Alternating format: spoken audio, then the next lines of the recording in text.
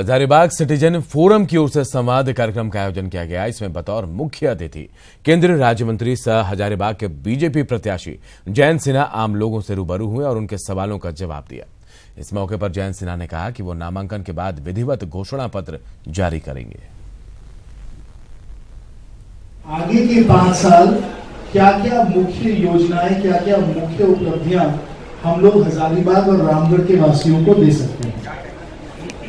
मैं नामांकन के बाद एक औपचारिक रूप से एक घोषणा पत्र को प्रकाशित करूंगा, जिसमें इन सब बातों को विस्तार से विस्तृत रूप से मैं आपके सामने उसे प्रस्तुत करूंगा। धनबाद की पूर्व बीजेपी सांसद और पूर्व केंद्रीय राज्य मंत्री रीता वर्मा ने अपनी ही पार्टी के प्रत्याशी पीएन सिंह के खिलाफ मोर्चा खोल दिया है।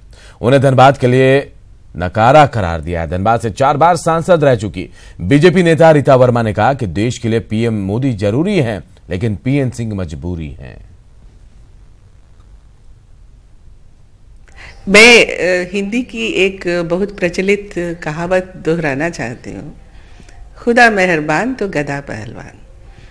तो अब क्या कहूँ, बाकी योग्यता अयोग्यता आप देख लीजिए। इनके सांसद रहते 26 जोड़ी ट्रेनें कैंसिल हो गई। गुड्डा के सांसद एयरपोर्ट ले गए, गुड्डा के सांसद दुरंतो जैसी ट्रेन भी ले गए, हफ्ते में 3 दिन अब वहाँ से आती है। तो एम्स का मैं छोड़ देती हूँ, क्योंकि एम्स पर तो मैंने कभी जोर नहीं दिया, लेकिन ये तो दोनों सब साथ है। तो ये भी एक रिकॉर्ड है कि 3 बार एमएलए रहे और पूरा 5 साल का टर्म। हमारे जैसा नहीं कि 1-1 साल पे हमें इलेक्शन फेस करना पड़ा। कांग्रेस नेता प्रदीप बालमोचू ने कहा कि खूंटी से कांग्रेस उम्मीदवार बनने पर वो पूरी ताकत झोंक देंगे। काशीला में उन्होंने कहा कि कांग्रेस आला कमान का जो भी आदेश आएगा वो उसे मानने के लिए पूरी तरह से तैयार है। खूंटी सीट कांग्रेस की झोली में जरूर आएगी। पार्टी जब आला कमान निर्देश दे देता है तब उसके बाद कहीं पर कोई ऑप्शन बचता नहीं है, तो उसको फिर ताकत के साथ में वो लड़ाई लड़ी जाती है।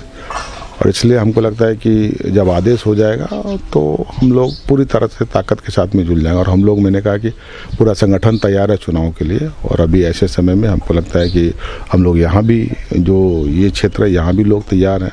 जो भी गठबंधन का उम्मीदवार आएगा मगर उसके लिए भी तैयार है हम लोग।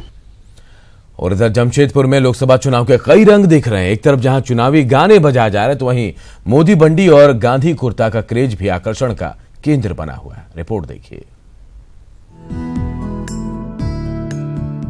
जमशेदपुर के खादी ग्रामोद्योग केंद्र में चुनावी मौसम में बड़ी संख्या में रंग बिरंगी बंडी और कुर्ते तैयार हो रहे हैं।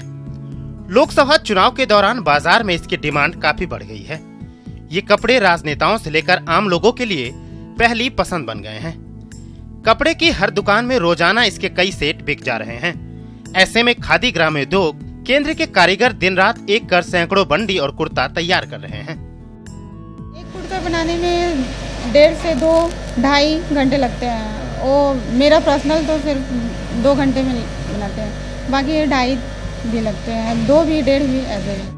दरअसल चुनावी मौसम में मोदी बंडी और राहुल कुर्ता का क्रेज खास के साथ साथ आम के बीच भी बढ़ गया है। राजनेता हो या फिर आम लोग, सभी चुनावी मूड में आ गए हैं। ऐसे में बाजार में रंग बिरंगे कुर्ते और बंडी बिक रहे हैं। सबकी अपनी अपनी पसंद है। ऐसे में आम लोगों की पसंद को देखते हुए मार्केट में भी कई तरह के कपड़े उतारे गए हैं। जैसे जैसे चुनाव की तेजी बढ़ते जा रही है, उस हिसाब से लोग कुर्ते पैजामे और बंडी के लिए बहुत सारे लोग आ रहे हैं। मुझे लगता है कि जो लोग पहले कभी नहीं पहनते होंगे या कभी कभी पहनते होंगे, वैसे लोग भी बहुत आ रहे हैं। हर तरह के परिधान आए हुए हैं। तो बच्चियां जो है वो ज़्यादातर कुर्तियां, कुछ महिलाएं भी कुर्तियां, डिजाइनर कुर्तियां का मतलब खरीदारी कर रही हैं। मोदी जी का एक जो चेहरा के रूप में जो मोदी जी पहनते हैं, एक बंडी को, उस बंडी को हम लोग यहाँ इस खादी ग्राम उद्योग में हम लोग देखने आए हैं। काफ़ी पसंद आता है और काफ़ी लोकप्रिय लगता है। लोकसभा चुनाव आते ही लाहौनगरी जमशेदपुर शहर के बाज़ारों में 2 अलग अलग रंग देखे जा रहे हैं। जहां एक तरफ सभी राजनीतिक दल के लोग अपने नेता के जीत के प्रति गाना बना रहे हैं, तो वहीं दूसरी ओर बाज़ारों में प्रधानमंत्री नरेंद्र मोदी के बंडी और राहुल गांधी के कुर्ता लोगों के बीच आकर्षण का केंद्र बनी हुई है। अब 23 मई को ही पता चलेगा कि किसका रंग देश पर निखर कर आता है। न्यूज़ 18 के लिए जमशेदपुर से आशीष कुमार।